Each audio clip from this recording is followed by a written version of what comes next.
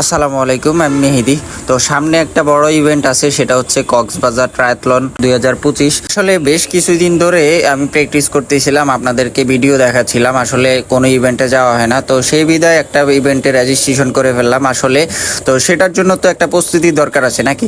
এই ইভেন্টের আমার সবচেয়ে বেশি চ্যালেঞ্জিং বিষয়টা হচ্ছে 750 মিটার সুইমিং করা লাগবে। সেটা আমি অনেক দিন ধরে প্র্যাকটিস করি না। আসলে আগে অনেক বেশি সুইমিং করতাম, দেন হচ্ছে গিয়ে অনেক দিন ধরে সুইমিং করা হয় না। তার জন্য আজকে প্রস্তুতি নেওয়ার জন্য চলে গেলাম ডিএসপিতে, ধর্মসাগর পাড়ে। মোটামুটি অনেকটা চ্যালেঞ্জ ফেস করতেছিলাম, কারণ হচ্ছে কি অনেকদিন সাঁতার কাটা হয় না। দেন হচ্ছে গিয়ে সাঁতার কেটে বের হয়ে পড়লাম রান করার জন্য। আসলে এই ইভেন্টে যতটা মজা হবে ততটা চ্যালেঞ্জও হবে, কারণ হচ্ছে গিয়ে প্রথমে 750 মিটার সাঁতার কাটা লাগবে, দেন হচ্ছে গিয়ে 20 কিলোমিটার সাইকেলিং করা লাগবে, এরপরে হচ্ছে গিয়ে 5 কিলোমিটার রান করা লাগবে, দেন হচ্ছে গিয়ে ফিনিশ।